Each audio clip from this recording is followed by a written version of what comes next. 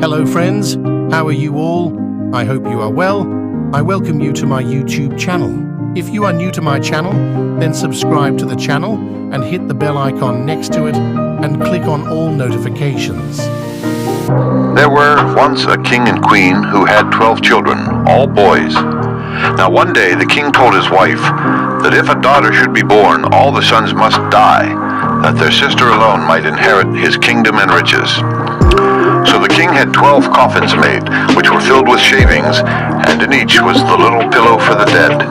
He had them locked up in a private room, the key of which he gave to the queen, praying her not to speak of it to anyone. But the poor mother was so unhappy that she wept for a whole day, and looked so sad that her youngest son noticed it.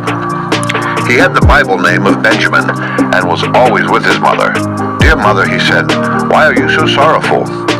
"My child, I may not tell you," she replied, but the boy allowed her no rest until she unlocked the door of the private room and showed him the 12 coffins filled with shavings. "Dearest Benjamin," she said, "these coffins are for you and your brothers, for if you should ever have a little sister, you will all die and be buried in them." She wept bitterly as she told him, but her son comforted her and said, "Do not weep, dear mother. We will take care of ourselves and go far away."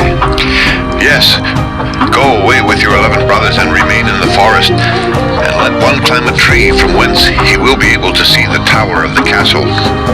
If I should have a son, a white flag shall be hoisted, and then you may return home. But if you see a red flag, you will know it is a girl, and then hasten away as fast as you can, and may heaven protect you. Every night I will pray for you, that you may not suffer from the cold in winter or the heat in summer."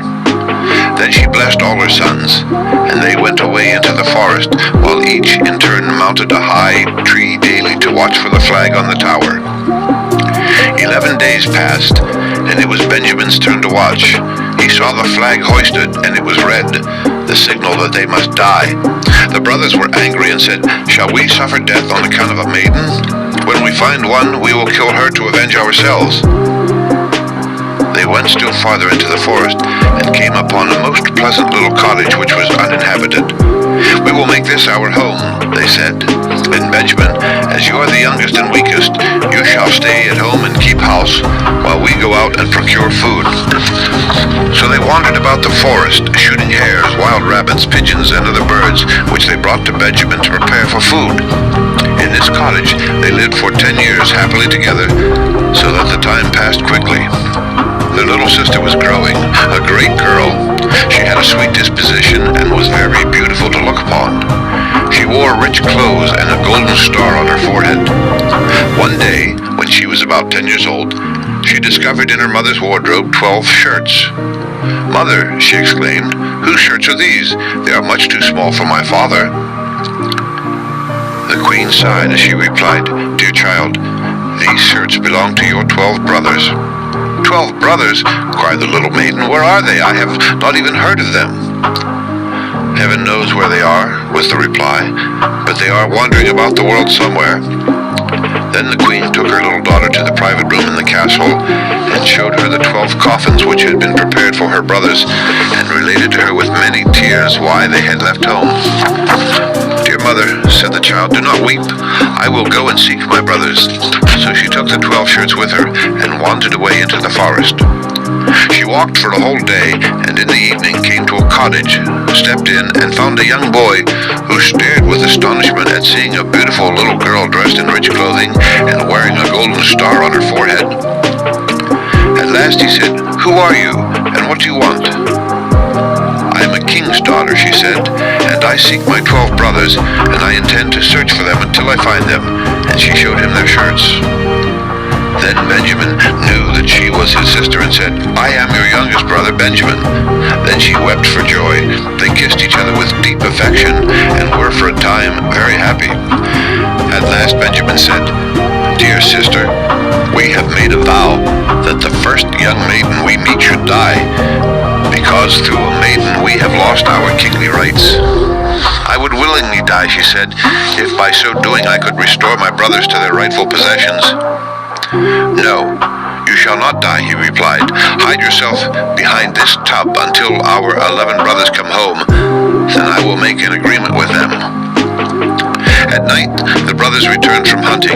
the supper was ready. While they sat at the table, one of them said, "Well, Benjamin, have you any news?"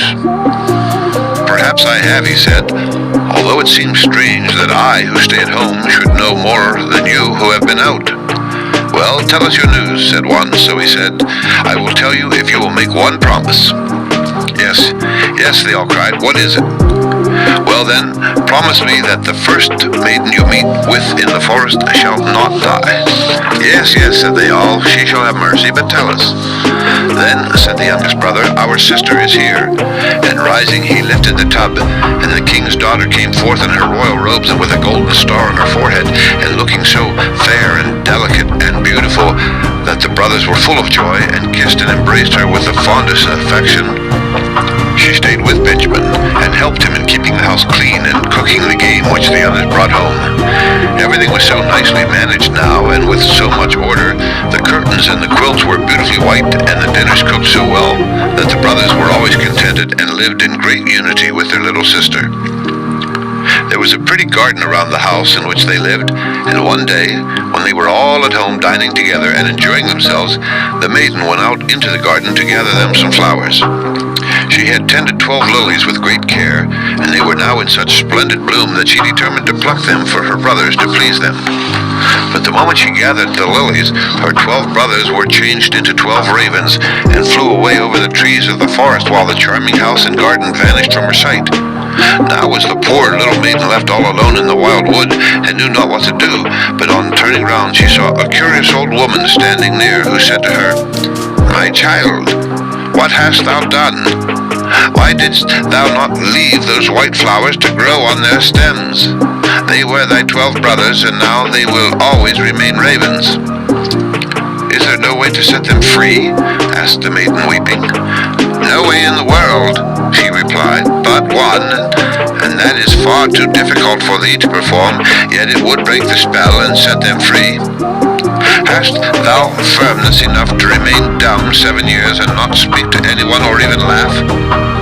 For if ever you utter a single word or fail only once in the 7 years, all you have done before will be vain, and at this one word your brothers will die."